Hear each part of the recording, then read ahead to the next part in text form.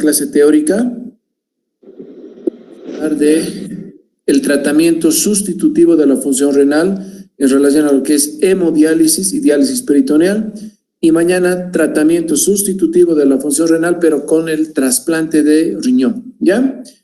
Entonces, ya son 64, no creo que haya más. Voy a dar unos segunditos. Creo que no. Entonces, vamos a empezar. Como siempre les digo, esta clase es importante. En mi época de estudiante, que ha sido ya hace unos años, yo fui promo 98 de la Facultad de Medicina, wow, 20 años. Solo había 2 centros de diálisis en Cochabamba y muy poco paciente. ¿Y por qué piensan que pasaba eso? No es porque no había pacientes, pero no se les diagnosticaba la enfermedad renal. O cuando se les diagnosticaba la enfermedad renal, era como decirles, este es un cáncer terminal y no hay nada más que hacer, y se moría la gente, ¿ya? Ha cambiado la situación en Bolivia, la medicina ha mejorado y ahora se hace diálisis. Entonces, les voy a presentar ahora este tema. Me avisan si se ve la pantalla de la presentación. Bueno.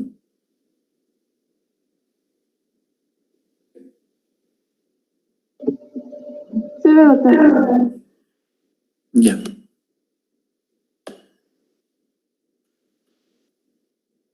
Bueno, vamos a recordar que un paciente que ingresa a diálisis generalmente es un paciente renal crónico. Entonces, esta es la definición de la que hemos hablado ayer. Se define enfermedad renal crónica cuando la tasa de filtrado glomerular es inferior a 60 ml por minuto. Y se define insuficiencia renal cuando la tasa de filtrado glomerular es menor a 15. En este momento se pone enfermedad renal crónica estadio 5D, porque ya tiene. Esta es la clasificación de la enfermedad renal crónica. Y fíjense que estos son los grados de enfermedad renal crónica. Mayor a 1 cuando es el filtrado mayor a 90, 1 cuando es mayor a 90, 2 de 60 a 89, el 3A, 3B, 4 y el grado 5, que es lo que vamos a hablar hoy, cuando es menor a 15. Entonces, si ustedes encuentran un paciente que tiene un filtrado glomerular calculado que es menor a 15, ese paciente por definición debe ingresar a un tratamiento de la función sustitutiva. ¿Cuáles son las modalidades de tratamiento sustitutivo de la función renal? La diálisis, que puede ser hemodiálisis o diálisis peritoneal, y el trasplante renal. Entonces, hoy vamos a hablar de estas 2 técnicas que se hacen en nefrología. Hemodiálisis. Es un procedimiento que suple algunas funciones del riñón artificial, o del riñón, y se denomina también riñón. Pero quiero que me entiendan una cosa. Cuando digo riñón artificial, es porque cumple algunas funciones del riñón, pero hay otras que no las cumple. Entonces, no es un riñón perfecto, lamentablemente, ¿ya? El riñón va a depurar sustancias de pequeño tamaño y de mediano tamaño. La hemodiálisis solo va a quitar partículas de pequeño tamaño. Y las de mediano tamaño se puede, pero con técnicas especiales, pero que con las técnicas estándar que tenemos en el país, no se pueden quitar, y después de que un paciente ingresa a diálisis pasan 3, 4 años y el paciente empieza a hacer unos síndromes debido a la no depuración de sustancias de mediano tamaño. Sin embargo, la diálisis es un procedimiento en el cual el paciente se va a mantener con vida cuando ya no tiene función renal, y no deja de ser un drama socioeconómico, por lo que les explicaba el día de ayer. Es un proceso mediante el cual se intercambian bidireccionalmente el agua y los solutos entre 2 tipos de soluciones que están separadas por una membrana semipermeable. Estas 2 soluciones son la sangre del paciente por un lado y por otro el líquido de diálisis. Quiero que me entiendan bien, es muy importante la diálisis, ¿ya? Entonces síganme. Este es un esquema donde acá tenemos una persona y acá a través de una fístula, les voy a mostrar que es una fístula posteriormente, sale la sangre del paciente impulsada por una bomba. Esa sangre va a pasar por un filtro y luego va a ser devuelta al paciente. Este es el circuito sanguíneo. Esa es la membrana semipermeable. Ya, esto es solo un esquema. Va a pasar por acá un flujo de diálisis que generalmente es en dirección opuesta, pero esto es un esquema. Viene el flujo y va a salir por acá, o viene el flujo y va a salir por acá, y de aquí se va a ir a la basura, ¿no es cierto?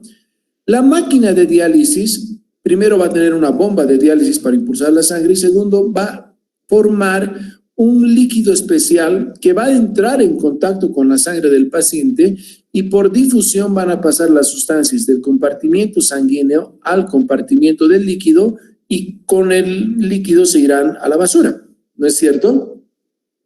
Como este líquido entra en contacto con la sangre, debe ser un líquido extremadamente puro para que no haya infecciones. Para eso necesitamos también todos unos aparatos que se llaman planta de tratamiento de aguas para que el agua ingrese a la diálisis.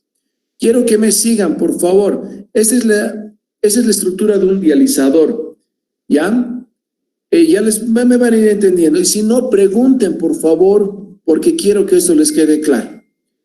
Este es el extremo arterial y este es el extremo venoso. No sale sangre venosa, pero le dicen a la sangre que sale del paciente y venosa porque es la sangre que va a devolverse al paciente, ¿ya? Entonces, atentos a esto. Vienen en membranas. Estos son unos tubulitos del grosor de un cabello, dentro de los cuales va la sangre y por fuera de los cuales va a ir el líquido de diálisis, ¿ya? Ingresa la sangre y por el otro lado va el líquido de diálisis. No sé si están viendo. Ese es el esquema que les quería mostrar. Fíjense, cosas tan bonitas les presento. Seguimos. Entonces, esa es la corriente de sangre que va por un lado y el diálisis ingresa y saldrá por el otro lado. ¿No es cierto? Esta es la estructura de un dializador o filtro. Por acá tiene una barrera que no permite el paso de sangre. Por lo tanto, la sangre va a ingresar solamente por dentro de los tubulitos, que son los capilares del filtro. Y por fuera de los capilares, estos espacios, vendrá el líquido de diálisis. De esta manera. La sangre y el líquido de diálisis. Se los voy a volver a poner para que me entiendan.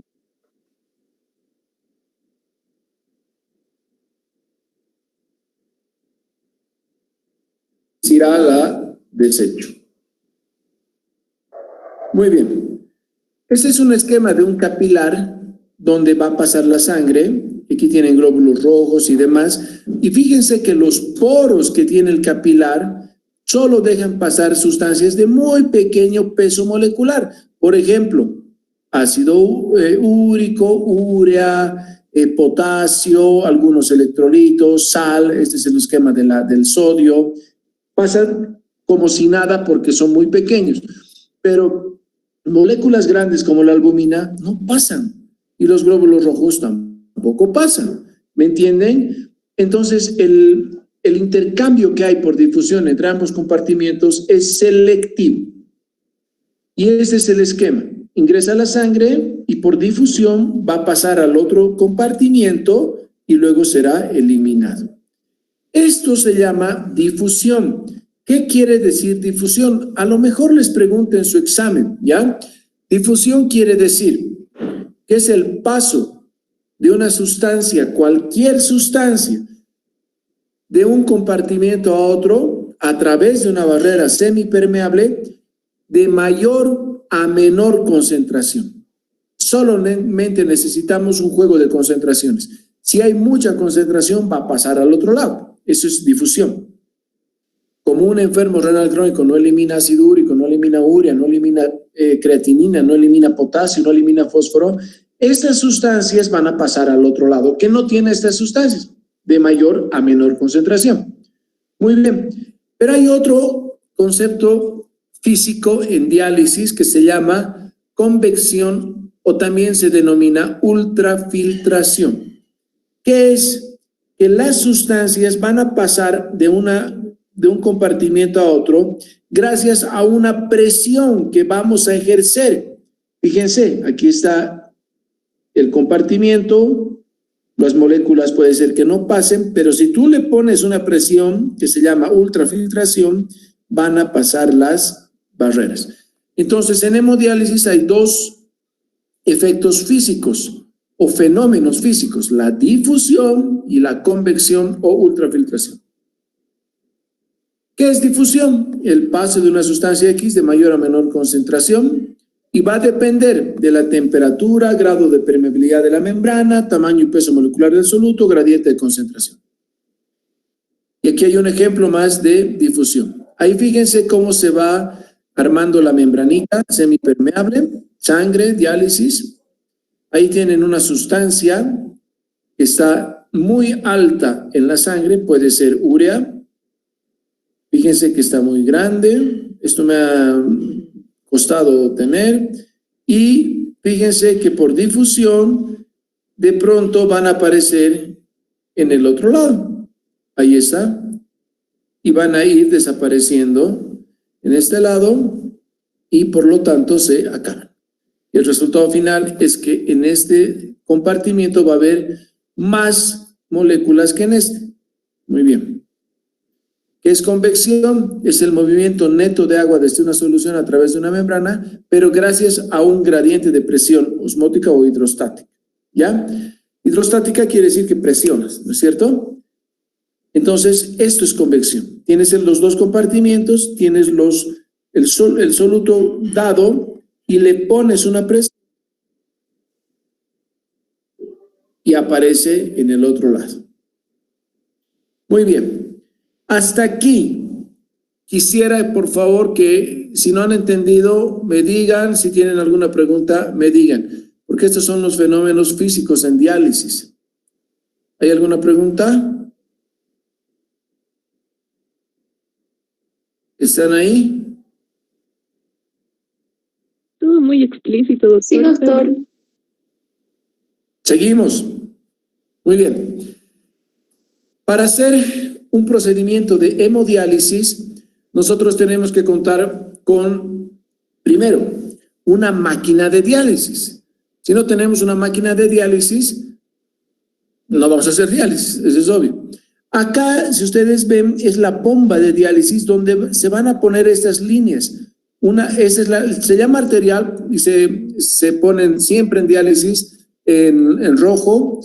Un extremo va a ir al paciente y ese otro extremo va a ir al filtro, pero va a pasar por esta bombita para que saque la sangre del paciente.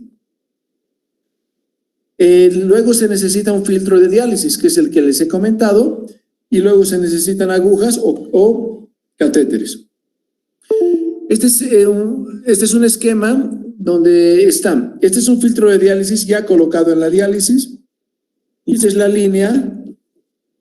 Esta es la línea de diálisis donde va a ir la sangre al filtro. Y si ustedes son acuciosos, van a ver que hay un montón de pelitos que se llaman capilares. Y esta es la barrera que les he dicho, que está acá. Entonces, en este compartimiento solamente van a entrar la sangre, pero va a pasar al filtro solo por dentro de los tubulitos. ¿Ya? Y aquí está el ingreso del líquido de diálisis que va a salir por este lugar. Muy bien, esta es una máquina de diálisis que las que tenemos en Cochabamba. Yo actualmente tengo también estas máquinas, donde aquí es el filtro ya colocado y se tienen dos sustancias, una de bicarbonato y otra se le llama acidad, pero tiene electrolitos, donde la máquina chupa estos dos líquidos y a través de estos, si ustedes ven estas cañerías, donde ingresa agua ultra pura, mezcla la máquina estas cosas, 34 partes de agua más una de parte de los líquidos, y ese es el líquido de diálisis que va a pasar por el filtro. Acá tienen también otra maquinita de diálisis un poquito más moderna. Para hacer diálisis, necesariamente nosotros tenemos que tener un acceso vascular. Es decir, ¿cómo le puedes sacar sangre a un paciente? No es pues pincharle el dedito como para hacer una glicemia, ¿no es cierto? Tienes que acceder, por eso se llama acceso vascular, a una vena gorda del organismo. ¿Cuáles son las venas gordas del cuerpo humano? La vena yugular interna, que está detrás del músculo esternocleidomastoideo, espero que vean. Otra es la vena subclavia, que está debajo de la hueso de la clavícula, por debajo, y otra es la femoral. Nosotros podemos poner, y los nefrólogos hacemos esto, ponemos catéteres transitorios o catéteres permanentes, que ahora les voy a mostrar cuáles son. Si el paciente ya empezó diálisis o se le ha hecho con anticipación el ingreso a diálisis, se le puede mandar a hacer una cirugía, esto lo hacen los cirujanos cardiovasculares, que se llama fístula arteriovenosa. Las fístulas arteriovenosas pueden ser nativas, es decir, que es la unión de una vena con una arteria del propio paciente, donde la vena adquiere un flujo arterial, es decir, arteriolizamos una vena. Y el resultado es que la vena se va a volver gorda. Les voy a mostrar unas imágenes. Esa se llama la fístula arteriovenosa clásica. O se puede poner puentes de probiotileno, creo que se llama la sustancia, que son como de plástico, que se une un extremo a una arteria y el otro a una vena, y por ahí pasa la sangre y se pincha al plástico, ¿no es cierto? Eso se llama los puentes protésicos o de Gore-Tex. Entonces, las fístulas pueden ser nativas. Estos puentes con venas se une, cuando no tienes una vena, puedes sacar una vena de la pierna y unir la arteria y la vena con otra vena. Pero las artificiales tienen los puentes protésicos o de Gore-Tex. Estas son imágenes de catéteres. Estos son pacientes míos. Fíjense cómo le hemos puesto este catéter. Va a la vena. Este es un catéter permanente o tunelizado. Acá se le ha puesto y se le ha hecho un túnel subcutáneo y por acá sale el catéter. Fíjense qué interesante. Y este es otro tipo de catéter. Esto tiene como orejitas y esto es un catéter más cortito que no tiene orejitas. Pero la función es que siempre tenga dos ramas el catéter para que una saque la sangre y otra la devuelva. Cuando nosotros tenemos un catéter, tenemos que saber dónde es el catéter y fíjense cómo viene el catéter a la vena yugular. Y en la radiografía se va a ver así. Siempre un catéter debe llegar a la aurícula derecha, que está acá topográficamente. No se olviden. Esta es una imagen de un catéter. Cuando el paciente se le pone un catéter derecho, tiene que tener esta disposición, o sea, ingresar directamente a la aurícula. Pero si tú le pones izquierdo, fíjense que tiene que cruzar el mediastino y llegar a la aurícula derecha. Si le has puesto izquierdo y esto se viene acá, pues mal. Si le has puesto derecho y se viene acá, le has metido a la arteria, ¿no es cierto? Entonces, eso es muy importante. Si quieren, después les voy a mostrar un video donde yo pongo uno de estos catéteres. Y esta es la fístula arteriovenosa. Fíjense, acá tienes una línea que le llaman arterial, aunque va a ir a la misma vena, ¿no es cierto? Pero va a sacar la sangre, por eso se le llama línea arterial, y por la línea venosa se le va a devolver. Tienes que sacar muy distal la sangre para devolver proximal, porque si haces al revés, hay un fenómeno que se llama recirculación. Si tú devuelves por aquí y sacas por acá, vas a dializar solamente la misma vena, la misma sangre, ¿no es cierto? Entonces hay que tener ese cuidado. Estas son imágenes de fístulas. Este es un esquema. Fíjense, aquí está la unión a la arteria y la vena se ha vuelto gorda. ¿Ya? Y aquí está. Y este es el puente protésico que se le puede poner a un paciente. Puede ser lineal o puede ser en arco. Fíjense el desarrollo tremendo de esta fístula en este paciente. Y aquí tienen otra fístula, ¿no es cierto? Donde se van a ir pinchando 2 veces por diálisis al paciente. Una arterial que saque la sangre y una venosa que devuelve. Es una paciente mía también, yo la quería mucho. Falleció ya la señora, eso debe ser de hace unos 6, 7 años. Yo la dialicé por mucho tiempo esta señora y fíjense, tiene su fístula grandota. Acá está la arterial, sacando la sangre, y más proximal, aquí está la otra. Lo que pasa es que no se ve bien, pero está con estos pegamentitos para que no se mueva, pero se le saca por acá y se le devuelve por acá. Y la sangre viene por la bomba al filtro, en el filtro hace el intercambio, es devuelta por esta cámara de seguridad que agarra burbujas de aire para que no le entren a la paciente. Si capta una burbuja de aire, inmediatamente aquí hay un clamp que detiene la diálisis de inmediato. Entonces son máquinas muy seguras las que tenemos actualmente. Para que toda la sangre del sistema, tanto el que esté en las agujas, en las líneas, en el filtro, no se coagule, es muy necesaria la anticoagulación. Si no, le sacas al paciente y en cuestión de 5 minutos tienes morcilla. Y eso no puede ser, porque la capacidad de todo el sistema son más o menos 200 a 300 ml de sangre. Imagínense si un paciente pierde esa cantidad. ¿Lo ven? Bueno, ¿cómo puedes anticoagular? Con heparina sódica. Las complicaciones pueden ser alergias, trombocitopenia, hipercalemia, hemorragia, o ya habrá situaciones en las cuales no puedes dar heparina. Ese es un problema muy serio en diálisis, porque si es un paciente postoperado, cirugía reciente, o si es un paciente que ha sangrado su cabecita, o si es un paciente con sangrado activo, o si es un paciente con pericarditis o con un tipo de coagulopatía, pues no hay que poner heparina y hay que hacer una serie de cosas para que no se coagule el sistema. Estos son unos filtros. Este era el centro que yo tenía de diálisis. Todo esto era muy interesante. Aquí tienes unos filtros grandes, unos compartimientos de sal, porque esto chupaba sal. Este otro filtro va purificando el agua, y aquí atrás hay unos filtros que se llama ósmosis inversa, que purifican el agua, y todo eso iba a un contenedor de agua ya ultra pura, y de aquí repartía a la sala de diálisis. Era esta, ¿ya? Entonces aquí tienes un paciente, aquí tenías otro, aquí venía otro y aquí otro, ¿ya? Y tienes la misma red de alimentación de agua a cada una de las máquinas. Bueno, si hay alguna pregunta en relación a la hemodiálisis, me la pueden hacer ahora. Y si hay, excelente. Vamos a pasar a charlar un poquito de lo que es la diálisis peritoneal. Bueno, la diálisis peritoneal es otro concepto totalmente.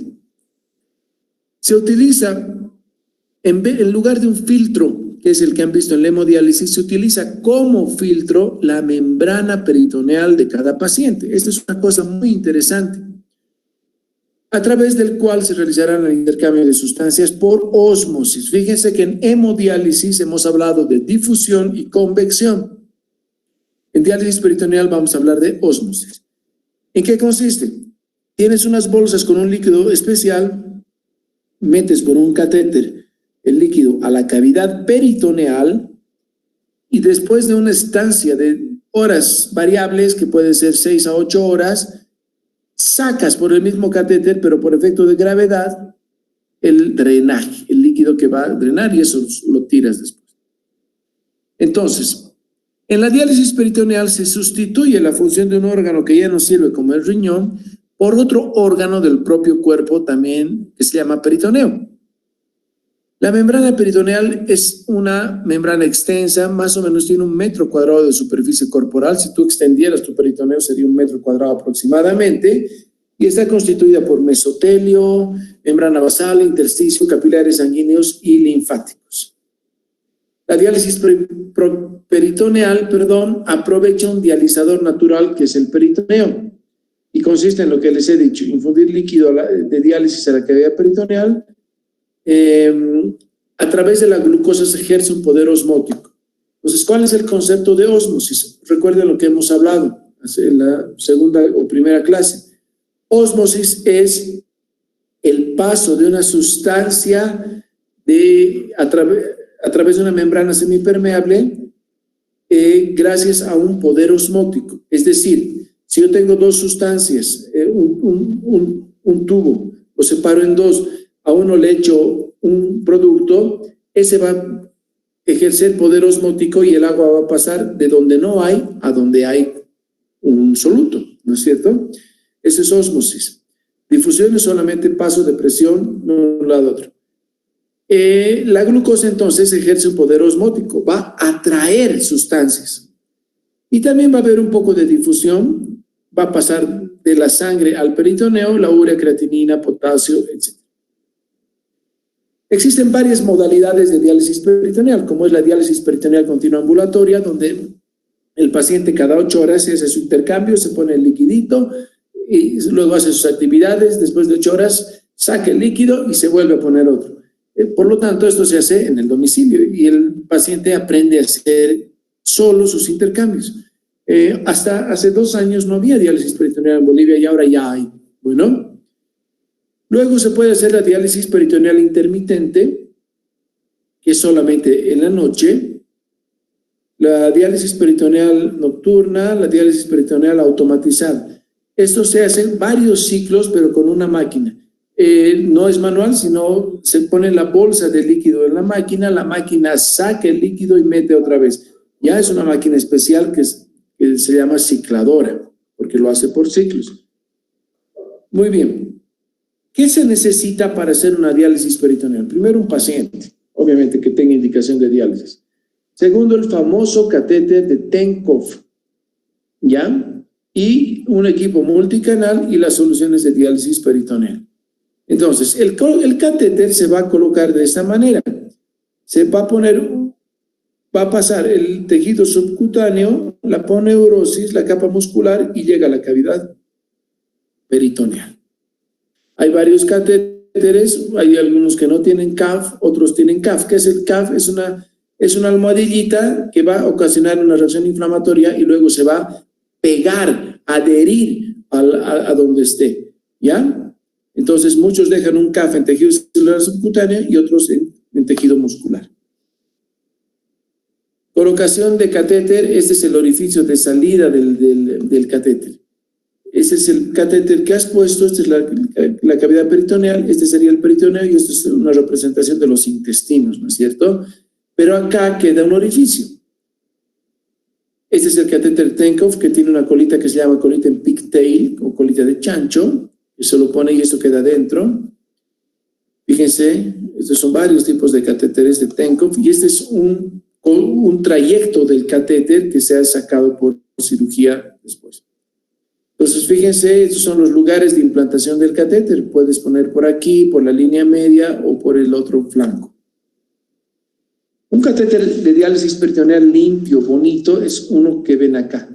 Fíjense, el orificio no tiene costras, no tiene infecciones, el tubo entra perfectamente, bien, pero pueden haber infecciones o inflamaciones del catéter.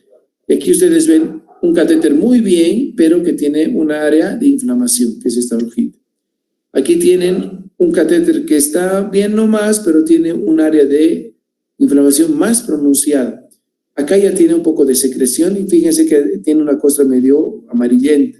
Y aquí tiene mucha costra y tiene secreción. Entonces, estos son tipos de orificios.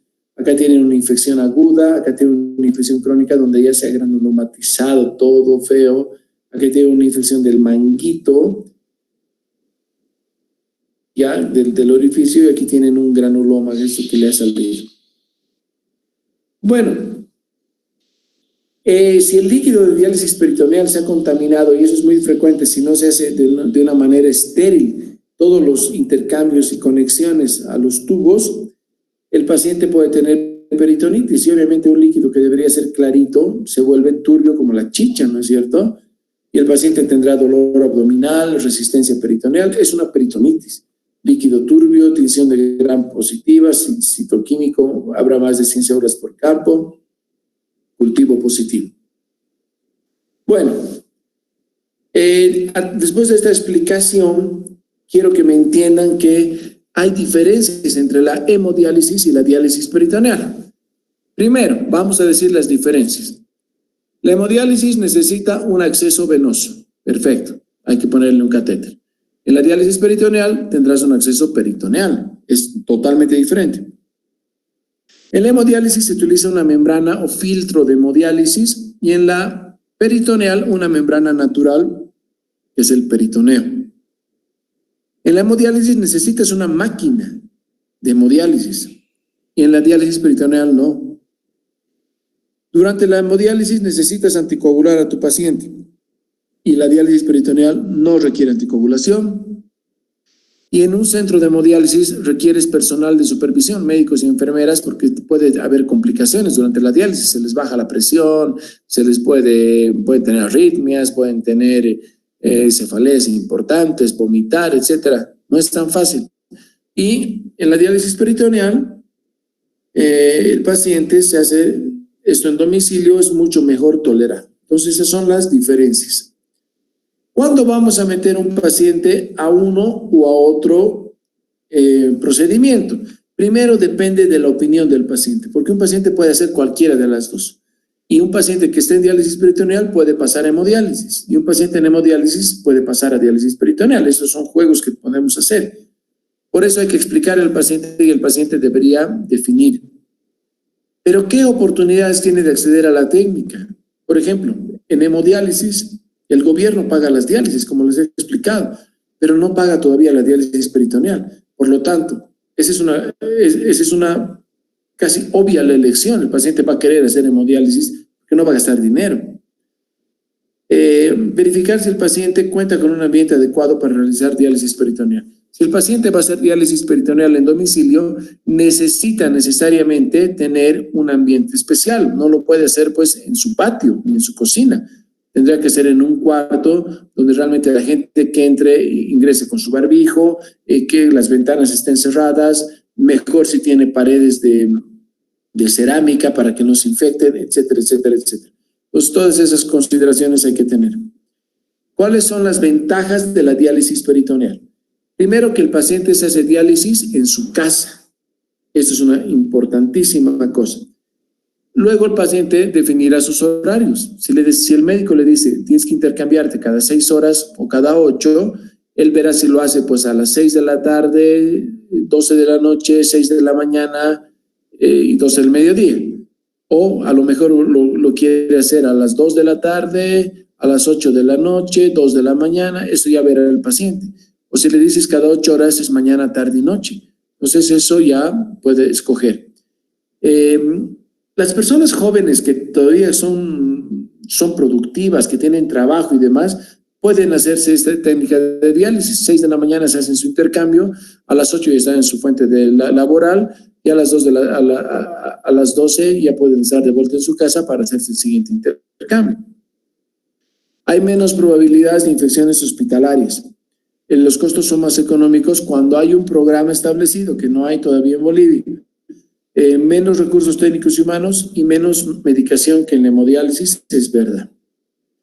¿Cuáles son las desventajas de la diálisis peritoneal? El paciente tiene que interrumpir sus actividades diarias porque tiene que hacerse los intercambios. O sea, no puede estar, si se le presenta un problema, entonces el paciente tendrá que vérselas en figurillas porque tiene que hacerse la diálisis. Es un tratamiento continuo y todos los intercambios se deben llevar a cabo los 7 días de la semana. En cambio, en la hemodiálisis solo va el paciente 3 veces por semana a su centro. La otra desventaja es la peritonitis, que puede ser frecuente. Cualquier descuido puede haber peritonitis. En caso de que el paciente esté en diálisis peritoneal automatizada, necesitará una máquina especial y que esta máquina, si el paciente se mueve de dormido, entonces puede doblar el catéter y limita y empieza a sonar la máquina, ¿no? Por el otro lado, ¿cuáles son las ventajas de la hemodiálisis? Primero, que un centro le puede proporcionar al paciente instalaciones cómodas. Segundo, que tiene contacto con otros pacientes en su misma situación. Psicológicamente es muy importante. Cuando estén en un centro de diálisis van a ver que los pacientes que tienen que ingresar a un turno son amigos, juegan, ríen, se hacen bromas. Esto es una cosa importante. No olviden que hay mucha depresión en pacientes que han perdido su función renal. Tiene personal que va a estar a cargo del paciente. El paciente no tiene que hacer nada, solamente echarse, dejarse pinchar y tranquilo. Y durante las horas de diálisis el paciente pues leerá un libro, se puede llevar su aparatito de lector de CDs o DVDs, puede llevarse su tablet, su laptop, lo que quiera. no requiere ningún suplemento en casa y no requiere de ayudantes. Esas serían las ventajas. ¿Y cuáles serían las desventajas de la hemodiálisis? Que debe acudir 3 veces por semana a un centro en horario fijo. Por ejemplo, ahora en la pandemia es una desventaja porque tú vas a un centro donde hay otros pacientes y tienes alto riesgo de contagio por COVID, ¿no es cierto? Requiere un acceso permanente y que ya sea un catéter permanente o una fístula. Requiere aguantar la inserción de 2 agujas por tratamiento. Requiere una dieta restringida y una toma limitada de fluido. No se olviden que al hacer 3 veces por semana solamente, el paciente que no tiene diuresis bebe líquido y se va a hinchar, entonces tiene que cuidarse mucho de la ingesta de líquidos. Corre cierto riesgo de infección del acceso venoso, hemos visto esto, puede ser, y puede tener complicaciones como hipotensión, cefalea, náuseas, calambres, cansancio postprocedimiento. ¿Qué pacientes están contraindicados de hacer uno u otro procedimiento? En la hemodiálisis, que el paciente no quiere. O sea, si el paciente no quiere y es dueño de su cuerpo, no lo puedes obligar. Que en la hemodiálisis no le puedas poner un catéter. Yo recuerdo el caso de una chiquita joven, tenía 17 años, y no le pude poner un catéter. La pinché de todo lado, le pinché sus yugulares, sus subclavios, sus femorales. No había manera, porque ya le habían puesto como 10 catéteres, todas sus venas estaban trombosadas. Terrible la situación. La chiquita joven me miraba, mirándome hacia arriba, porque yo estaba ahí pinchándola y me decía, doctor, póngame, si no me pone me muero. Yo no podía, lo llamé a un médico intensivista, no pudo ponerle, no había venas, definitivamente, y falleció la chiquita. Que el paciente tenga una insuficiencia cardíaca es muy importante porque si tú le sacas líquido a través de una bomba, ese paciente no va a tolerar, se le va a bajar su presión si tiene un mal corazón. Y pacientes que tengan inestabilidad hemodinámica, es decir, pacientes que estén en terapia intensiva, que estén con shock, con presión arterial baja, no se puede hacer hemodiálisis. ¿Cuáles son las contraindicaciones para la diálisis peritoneal? Primero, que el paciente no quiere. Segundo, que el paciente haya tenido cirugías previas abdominales por la formación de bridas o adherencias. Y tercero, no contar con un servicio de diálisis peritoneal ambulatorio. Bueno, pues ya para acabar, el médico no debe presionar al paciente ni a su familia, debe dejar que la elección sea libre, salvo que no tengas uno de los 2 procedimientos. Si solo tienes diálisis, no hay donde perderse, pues. Siempre se debe informar al paciente y a la familia sobre ambas técnicas, explicar cada uno de los pasos, evaluar correctamente el abdomen en caso de decidirse por diálisis peritoneal y asegurarse la realización de una buena preparación pre- y postimplante de catéter. Y quiero terminar con este mensaje donde dice que la hemodiálisis o diálisis peritoneal son solamente puentes entre la enfermedad renal y el trasplante renal, del cual vamos a hablar mañana. Es una chiquita que teníamos también en mi centro, la dialicé casi 2 años, y bueno, al final falleció, no pudo trasplantarse. Muy bien, voy a dejar de compartir. Y si quieren podemos pasar a hablar de todo lo que hemos dicho. A ver, no sé si tienen, como siempre, preguntas, sugerencias, quieren que les aclare algo. Les dejo el micrófono. ¿Están ahí? Sí, doctor. A ver, ¿hay algo? Doctor, una compañera pregunta en el chat, Solange, dice, doctor, ¿cómo se está manejando actualmente a pacientes con enfermedad renal en hemodiálisis sin COVID, con sospecha y los pacientes confirmados con COVID? Bueno, también me había puesto un signo de interrogación, como diciendo, no me respondes, pero está bien, vamos a responderte, Solange. A ver. Bueno, voy a hablar un poquito del COVID. El COVID es una enfermedad emergente que está causando estragos en nuestro medio actualmente. Existen pacientes sin enfermedad renal que tienen una injuria renal aguda por COVID. ya existe, ya se ha descrito y estamos haciendo diálisis en pacientes. Además que no se olviden que en la fase 3 del COVID los pacientes pueden pues tener complicaciones severas. Entonces, muchos hacen injuria renal. Hay que dializarlos como cualquier paciente con enfermedad renal y con todas las medidas de protección. Pues tú tienes que entrar al área COVID con tu protección ocular, con tu barbijo especial, si tienes un mameluco, con tu mameluco, si no con batas, con tu gorro quirúrgico. Encima de las batas tienes que ponerte 2 o 3 pares de guantes, guantes de nitrilo, guantes desechables, guantes quirúrgicos. Tienes que ponerte botas y encima botas de plástico y a veces tu casco, ¿no es cierto? Entonces entras como un astronauta. Pero tienes que hacer, a pesar de las dificultades, tienes que hacerlo y tienes que ponerle catéter y tienes que hacerle la diálisis y tiene que entrar la enfermera y preparar la máquina y hacerle las horas que necesite. Grave, pero se hace.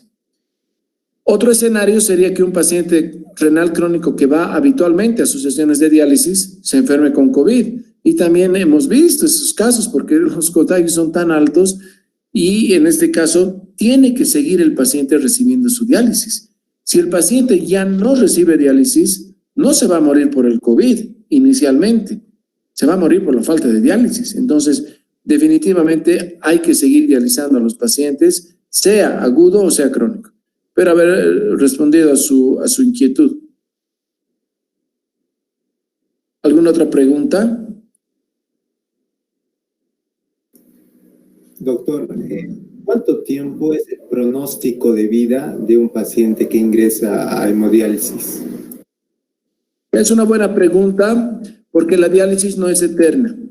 Recuerden que les he dicho que la hemodiálisis de puras sustancias de pequeño peso molecular y muy poco de mediano o gran de peso molecular.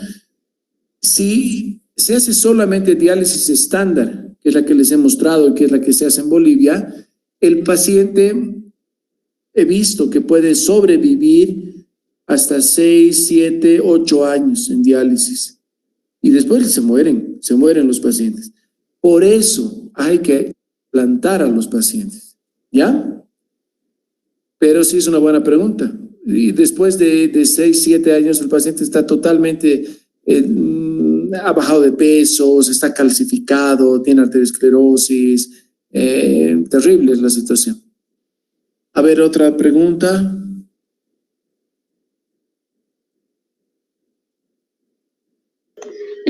Doctor, yo tengo otra pregunta. Ah, tú eres Solange. Sí. Preguntar. ¿Hasta cuántos días puede estar un paciente con hemodiálisis y uno con diálisis peritoneal y llegar a complicarse? A ver, si el paciente tiene enfermedad renal aguda o injuria renal aguda, tendrá que hacer la cantidad de sesiones hasta que recupere su función renal. Generalmente les hacemos 3, 4, 5, 6 sesiones de diálisis y hemos visto que recuperan. Ayer les decía, una necrosis tubular aguda recupera pues en 3 a 4 semanas, ¿no es cierto? Si el escenario es diferente y el paciente tiene enfermedad renal crónica, el paciente debe vivir con diálisis. O sea, si tú le suspendes la diálisis, se muere. Entonces, ese paciente, si no se trasplanta, debe estar con diálisis permanente.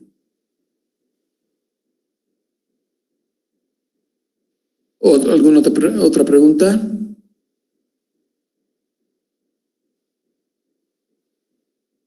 Gracias, doctor. De nada. ¿Alguna otra pregunta?